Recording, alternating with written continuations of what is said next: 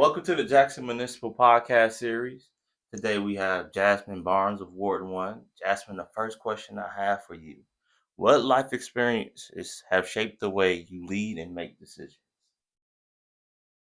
I would say as a CPA, as a mother, and as a community leader, just working with different people, but always having to remember that there's an end goal in mind, and being able to navigate through those spaces and ensure that I can do that. That has allowed me to make decisions because you have to be very strategic. Because if you want to see the greater good for your community, or if you have a certain end goal in mind, then you have to approach things from a risk management approach and being able to recognize when sometimes you may have to speak up, or sometimes you may have to be willing to be a little bit humble in order to get things done. What was the last time you had to admit you were wrong about something and how did you handle it? There was a situation back when, with my oldest. I'm very interactive with his school, and I'm very hands on, and I believe in supporting teachers and educational efforts. And so we work on his homework, and at this particular time, we had been working on his homework packet for just almost a week, and you typically have to turn in the homework on Friday. And so the following week, we ended up receiving an email from his teacher that said that, the homework wasn't received. And so in return, just initially stopped my son from going to the movies at a particular time. But then a couple of days later, it turns out the teacher ended up finding the homework and it had been misplaced. And so what that taught me was that I need to make sure that, although I want people to feel supported, I need to just make sure that I get all the details about a situation, and make sure to give all parties the benefit of the doubt before making a decision. Who in your life has had the biggest impact on your values and the way you see the world? I would definitely say my kids, because they really, they drive me. They're my word and my everything, and I really want to make sure that I'm doing everything I can to show them that you can be a well-rounded person. You can be committed to service, but still remain a certain level of self. Preservation. And there's nothing wrong with caring about the community. And I will also say that just being in service to people and just really understanding like what service really means, and what being a leader really means, and having that humility. So I would definitely say my kids and just people that I interact on a day to day as I serve the community. What's a challenge you faced that changed the way you approach problem solving? I would say a challenge that I faced is that, just with interacting with people sometimes, is that understanding that you have different personalities and perspectives. And sometimes, even though you may have an intent and you may want to resolve a certain issue, or want someone to see things from your perspective, sometimes that doesn't happen. And being able to understand that. But again, with me being focused on action and ending a goal, I believe that sometimes it's challenging to stay on track, but just remaining confident in what your vision is, and just always looking to the end goal. I believe that that's something that I'm always committed to doing. If you weren't running for office, what's something you would still be doing to help your community? I would say that I would definitely still be involved with the schools through the education. So I'm a PTA board member. I serve as a special events chair, and I'm a room mom. And I am really big on supporting schools, the teachers, and creating these experiences for kids. And I do think that. Between that, as a CPA, I do work with Jackson State on an annual basis. So a few years ago, I actually co-founded an initiative where we have high school students across the state of Mississippi. They will come and stay on the campus for a week, and they will learn different things about accounting, the professions, and about the university. And so I as not am I'm not as hands on with that event as far as like planning and selecting the students as I used to, but I still come annually and I do these case study competitions where I judge and I also teach them about auditing and the finance profession. So I'll definitely be doing things like that. And just even from a personal standpoint, people are always asking me to do different things, whether that is, create events or these different experiences for people. So I'll always be active in the community in that regard. And one thing that I'm really big on is just being practical, right? So it doesn't even have to be tailored towards maybe even joining the organization. Even something as simple as if you're on social media and you see that there's a fundraiser coming up and you can just send, $20, or if you have a neighborhood cleanup, showing up to the cleanup. So that's the biggest thing too, is that I do believe that in a community we all have a part to play, and you can just always make things practical. What inspired you to run for city council, and what's the first issue you want to tackle if elected? I ran for city council because I love the city of Jackson. I believe that there's so much opportunity and potential here. My first I would say that my first goal would be to contribute to improving the financial structure of the city. How I would do that as a city councilwoman would be to work with administration to see if we can get that budget to be a little bit more accurate. What that means is, for example, we are in 2025 and we just got the financials for 2022. And so, from a budgeting standpoint, you're always basing the budgets off of old numbers because they're based on those audits. So one thing I would be working with administration, not this particular budget cycle, but the next budget cycle to see if we can hit that and working with them because that's reviewed on a monthly and a quarterly basis. So working to see if we can do that because that is the biggest thing that is impacting our city. Even not even just with the budget, but just from a funding standpoint, even when it comes to specific grants, you want to be able to receive grants, but sometimes you can't receive certain grants if your financials are late or if you're not meeting certain requirements. And so we really have to get to the financial structure of the city. And once we can get that on one accord, we really can tackle all of these things. Because I've built a five-pillar approach, is rooted in fiscal responsibility, and it goes into infrastructure, public safety, economic development, and recreation. Because I do believe in a holistic approach to governance, and I do believe that in order for you, in order for the city of Jackson to thrive, you have to get the financial structure of the city to be strong before we can really tackle anything else. If you had to make tough budget decisions, how would you prioritize spending to make sure the people of Jackson get the services they need? I would start with the financial structure of the city. When you get an audit, the auditor will come in and they will get a walkthrough of like your internal control processes, and they'll make recommendations based on that, and all of that can contribute to bettering the operating services of the residents, and they'll be able to see a direct impact on that. How will you stay connected with the community and make sure people feel heard? I personally believe in consistent dialogue and structured dialogue. So if I was elected, I would definitely make sure that I have these structured town hall meetings with my constituents, and I will make sure that they will be available in person and online. I like to comment on social media platforms or platforms such as Nextdoor because some people like to interact on those as well. I do have a specific system in place that I want to communicate with HOA. So, for example, when the agendas are sent to the council before the meetings, I would like to send those agendas to HOA presidents and give the HOAs and other organizations a chance to look and review and give their comments on those items because essentially I will be speaking for Ward 1. And so I don't want to make any decision without Ward 1 being involved in that decision.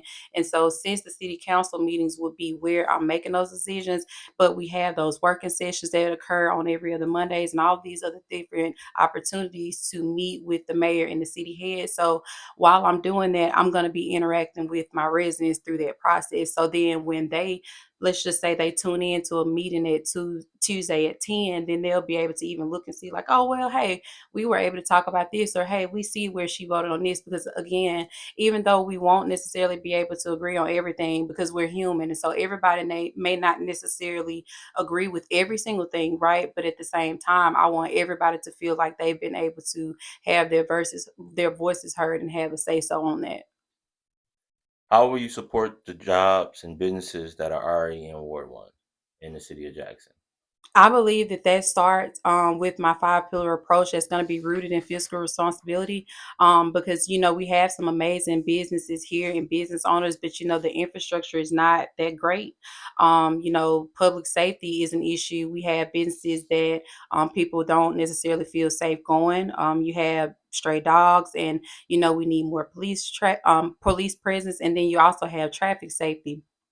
Even when it comes to economic development, we could also eliminate a good bit of the red tape in some of our processes, especially when it comes to zoning and the permit process. But we're going to have to work hand in hand with city administration to get some of those things resolved. But again, from a city council standpoint, a good chunk of it will fall within the budget, and just kind of making sure that even if we need to make specific changes to that, we can do that. Because and I keep tying that to the budget from a funding standpoint, because even when you think about certain issues that people have with things maybe not being enforced, all of that is tied to staffing, and that's a funding issue as well. Even when it comes to safety, and you have, JPD has been doing a great job with the resources that they have, but they need more funding. So all of that really is rooted into the financial structure of the city. So if we can get the financial structure to be strong, then that's going to allow us to focus on those pillars, and that's going to give our businesses the environments that they need to really truly thrive. What do you think is the biggest challenge when it comes to crime and infrastructure in Jackson? How do you plan on being a part of the solution? So I would say to dive in to infrastructure, of course, with the financial structure of the city and doing that. But once we also do that, I do think of doing a survey of all of the infrastructure issues that we have in the city and breaking them down into short term and long term improvements. Because short term improvements will be things that you see like in the neighborhoods, such as like street markings and street lights and stop signs. And then you have some utility issues as well.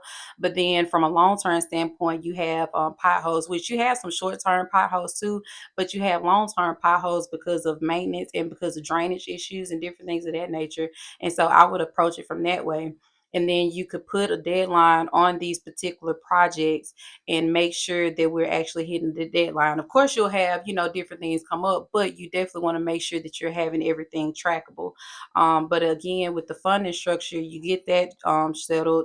You break it out into short term and long term improvements. And the funding is important too, because from a long term standpoint, some of those long term improvements, you're going to want state and probably federal funding on that. But you need to make sure that the financial structure of the city is in place first before you go out and ask other people for money.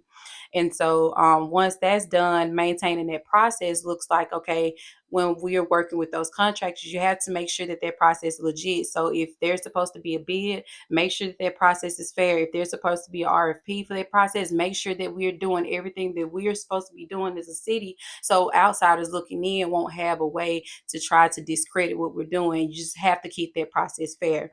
And then when it comes to contractors and when they're doing the work on infrastructure, making sure that they're actually doing it, doing their jobs, and they don't get paid unless they actually do the job that they're supposed to do. And the same thing with public safety. I believe that public safety should be targeted with police, and I do believe in strategic policing. I believe that it should be consistent, and I mean consistent meaning that the police always has a consistent presence in the community, and you feel that they're visible. The sporadic element to me comes in because you don't want criminals to feel like they can track the pattern of police. You want them to always be on their toes, and so that would be how I would approach that. And then animal safety, we animal safety kind of gets lost when it comes to public safety, but I think that that's just as crucial. And so we haven't had a fully functioning operating shelter since 2021. So I will be looking to allocate funding towards making that happen. But until we can do that, I'm hoping that maybe temporarily we can partner with different organizations or clinics in the city just to get a control over it until we can actually have a shelter operating fully again. What specific policies or ordinances do you plan to introduce or advocate for that will directly benefit the residents of Ward 1 or Jackson as a whole? And how do you plan to gain support? So I think that one of the issues that we have is that we have, policies and ordinances in place, but we don't necessarily have the manpower to enforce them. So I think that I will focus on the financial structure of the city first, making sure that the departments, such as the planning and department that, is over code enforcement and zoning, making sure that they have the staffing and everything that they need first. Because you don't really want to come into something being quick to change things like policies and ordinances just yet, because right now we have just such a big issue on funding. So once you get that straight, then you can kind of decipher on if certain processes are working or not. Because see, right now you can't really fully tell because a huge chunk of it is, tied to funding. With the city's budget constraints, how do you plan to ensure that resources are allocated effectively while maintaining essential services and adding and addressing community needs?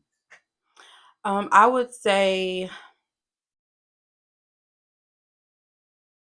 just making sure that the financial structure of the city, because I'm really strong on that. Making sure that I maintain an open line of communication with my residents or constituents. Making sure that I always keep my ego to the side and be willing to interact with administration, and even if we disagree, just making sure that we put the residents first. And then also I will also coordinate with my colleagues and just ensure that I can bring my experience, since I'm an auditor, since I know how to identify risk management, and just show them how if we can make certain tweaks, we can really remove some of the vulnerability that our city currently has. What strategies will you implement to ensure transparency in your decision making?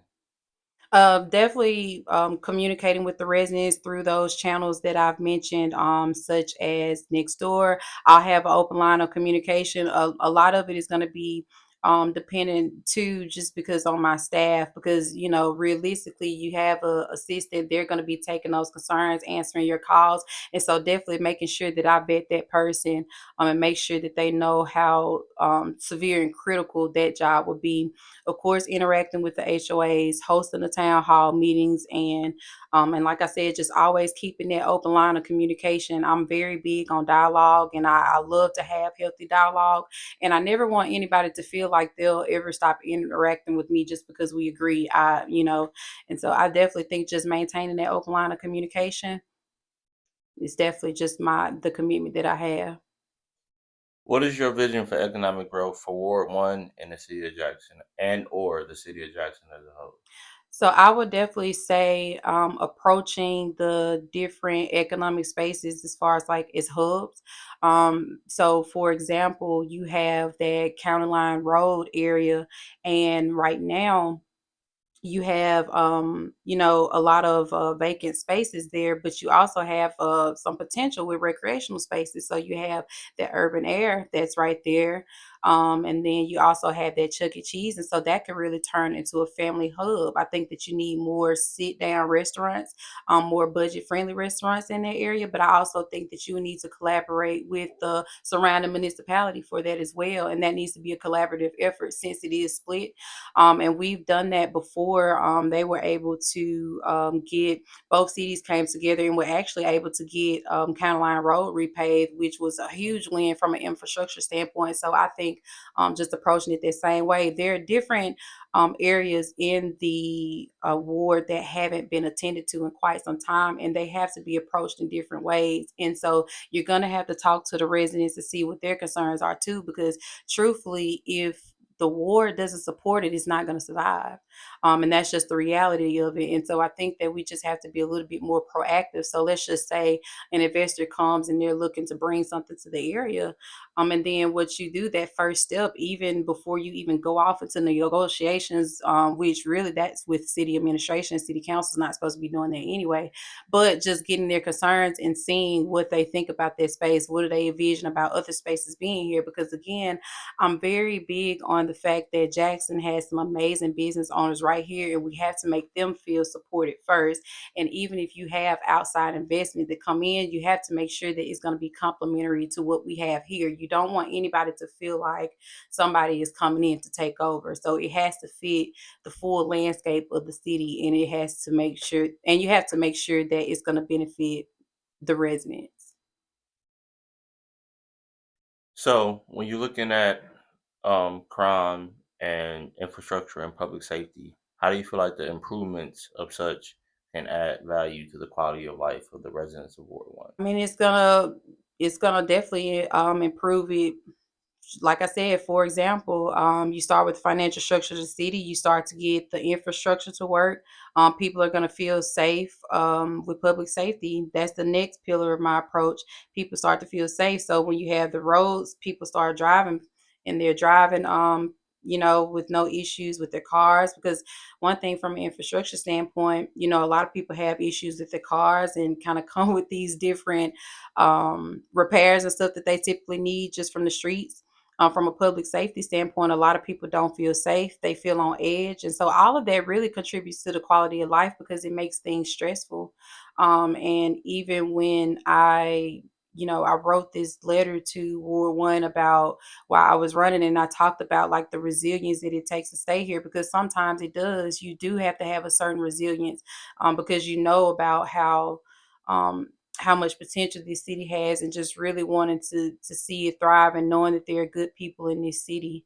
And I think that that's just I think that going into that five pillar approach again with the fiscal responsibility, the infrastructure, public safety, economic development, giving our businesses the environments that they need to thrive, and creating more money. And then recreation, again, the city has to have funding for that. So I think that if we could just take that approach, quality of life is going to improve for residents drastically. Okay. If there's anything that we didn't get a chance to address and you want to, you can do it now and then lead that into your final comment. I just want to thank you for your time. Again, my name is Jasmine Barnes. I'm a candidate for City Council in Ward 1.